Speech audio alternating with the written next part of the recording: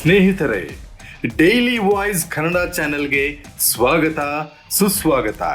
ನಮ್ಮ ಬದುಕಿನಲ್ಲಿ ನಾವು ಬಳಸುವ ಭಾಷೆ ಮತ್ತು ಪದಗಳಿಗೆ ಎಷ್ಟು ಶಕ್ತಿ ಇದೆ ಅಂತ ನೀವು ಯಾವತ್ತಾದರೂ ಯೋಚನೆ ಮಾಡಿದ್ದೀರಾ? ನಮ್ಮ ಮಾತಿನ ಶೈಲಿಯೇ ನಮ್ಮ ಜೀವನದ ಯಶಸ್ಸನ್ನು ಮತ್ತು ಸಂಬಂಧಗಳ ಗಟ್ಟಿತನವನ್ನ ನಿರ್ಧರಿಸುತ್ತೆ. ಕೆಲವೊಮ್ಮೆ ನಾವು ಆಡುವ ಸಣ್ಣ ಸಣ್ಣ ಪದಗಳು ದೊಡ್ಡ ದೊಡ್ಡ ಜಗಳಕ್ಕೂ ಕಾರಣವಾಗಬಹುದು ಅಥವಾ ಮುರಿದು ಹೋದ ಮನಸ್ಸನ್ನ ಒಂದು ಮಾಡಬಹುದು. ಇವತ್ತು ನಾನು ನಿಮಗೆ ಇಂಥದ್ದೇ 5 ಅದ್ಭುತವಾದ ಮ್ಯಾಜಿಕ್ ವರ್ಡ್ಸ್ ಅಥವಾ ಪದಗಳ ಬದಲಾವಣೆಗಳ ಬಗ್ಗೆ ತಿಳಿಸ್ಕೊಡ್ತೇನೆ. ಈ ವಿಡಿಯೋ ಸ್ಕಿಪ್ ಮಾಡದೆ ಪೂರ್ತಿ ನೋಡಿ.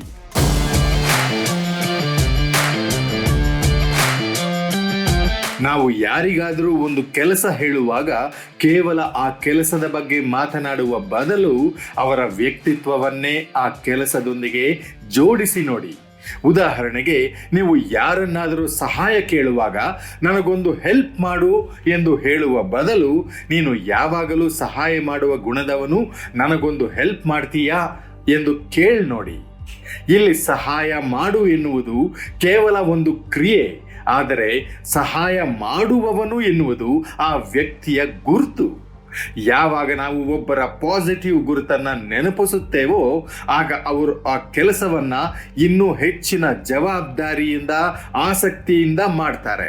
ಇನ್ನು ಮನೆಯಲ್ಲೋ ಅಥವಾ ಆಫೀಸ್ನಲ್ಲೋ ಭಿನ್ನಾಭಿಪ್ರಾಯ ಬಂದಾಗ ನಾವು ಮಾಡುವ ದೊಡ್ಡ ತಪ್ಪು ಅಂದ್ರೆ, ನೀನು ಹೀಗೆ ಮಾಡಿದೆ, ನೀನು ನನಗೆ ಟೈಮ್ ಕೊಡ್ತಾ ಇಲ್ಲ ಎಂದು ನೇರವಾಗಿ ಬೆರಳು ತೋರಿಸುವುದು.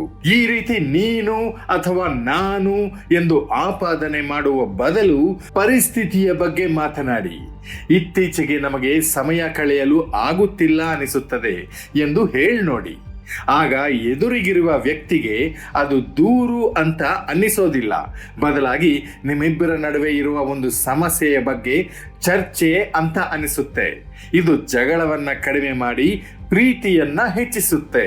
ಅಷ್ಟೇ ಅಲ್ಲ, ಕೆಲವೊಮ್ಮೆ ನಾವು ನಮಗೆ ನಾವೇ ಕೊಟ್ಟುಕೊಳ್ಳುವ ಸೂಚನೆಗಳು ಅಷ್ಟೇ ಮುಖ್ಯ. ನಾನು ಇವತ್ತು ಜಿಮ್ಗೆ ಹೋಗಲೇಬೇಕು ಅಥವಾ ಓದಲೇಬೇಕು ಎಂದು ನಮಗೆ ನಾವೇ ಆರ್ಡರ್ ಮಾಡಿಕೊಂಡಾಗ ಅದು ನಮಗೆ ಹೊರೆಯಾಗಿ ಕಾಣುತ್ತೆ. ಅದರ ಬದಲು ನಾನು ಇವತ್ತು ಜಿಮ್ಗೆ ಹೋಗಬಹುದು ಎಂದು ಹೇಳಿ ನೋಡಿ.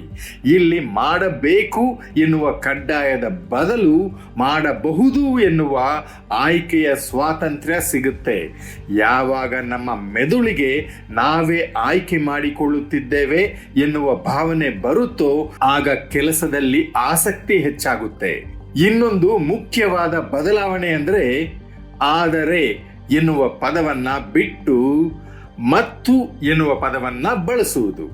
ಯಾರನ್ನಾದರೂ ಹೊಗಳುವಾಗ ನೀನು ಕೆಲಸ ಚೆನ್ನಾಗಿ ಮಾಡಿದ್ದೀಯಾ, ಆದರೆ ಇಲ್ಲಿ ತಪ್ಪಿದೆ ಅಂದಾಗ ಮೊದಲಿನ ಮೆಚ್ಚುಗೆಗೆ ಬೆಲೆಯೇ ಇರೋದಿಲ್ಲ.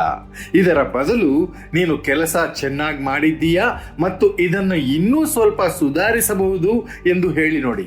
ಇಲ್ಲಿ ಮೊದಲಿನ ಸಾಧನೆಯೂ ಉಳಿಯುತ್ತೆ ಮತ್ತು ಸುಧಾರಣೆಗೆ ಬೇಕಾದ ಸಲಹೆಯೂ ತಲುಪುತ್ತದೆ. ಕೊನೆಯದಾಗಿ ಒಂದು ಸಣ್ಣ ಪದದ ಶಕ್ತಿಯ ಬಗ್ಗೆ ಹೇಳಲೇಬೇಕು. ಅದೇ ಏಕೆಂದರೆ. ನೀವು ಯಾವುದೇ ಸಣ್ಣ ಸಹಾಯ ಕೇಳುವಾಗಲೂ ಅದರ ಹಿಂದೆ ಒಂದು ಕಾರಣವನ್ನು ಸೇರಿಸಿ.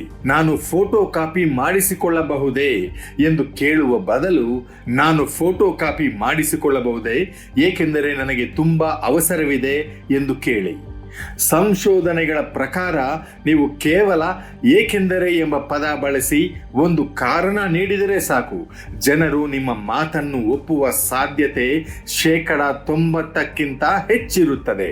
ಸ್ನೇಹಿತರೆ, ಇವೆಲ್ಲವೂ ನೋಡಲು ಚಿಕ್ಕ ಚಿಕ್ಕ ಬದಲಾವಣೆಗಳಂತೆ ಕಂಡರೂ ಇವುಗಳ ಪ್ರಭಾವ ಮಾತ್ರ ತುಂಬಾ ದೊಡ್ಡದು. ಇವತ್ತೇ ಈ ಪದಗಳನ್ನ ನಿಮ್ಮ ಸಂಭಾಷಣೆಯಲ್ಲಿ ಬಳಸಿ ನೋಡಿ ಮತ್ತು ನಿಮ್ಮ ಸುತ್ತಲಿರುವವರು ನಿಮಗೆ ಹೇಗೆ ಸ್ಪಂದಿಸುತ್ತಾರೆ ಎಂಬ ವ್ಯತ್ಯಾಸವನ್ನ ನೀವೇ ಗಮನಿಸಿ. ಈ ಮಾಹಿತಿ ನಿಮಗೆ ಇಷ್ಟವಾದರೆ ಇದನ್ನು ಇತರರೊಂದಿಗೆ ಹಂಚಿಕೊಳ್ಳಿ. ಇಂತಹ ಮತ್ತಷ್ಟು ಲೈಫ್ ಟಿಪ್ಸ್ಗಾಗಿ ನಮ್ಮ ಚಾನೆಲ್ಗೆ ಸಬ್ಸ್ಕ್ರೈಬ್ ಆಗೋದನ್ನ ಮರಿಬೇಡಿ. ಧನ್ಯವಾದಗಳು. These small words shifts change on how people respond to you.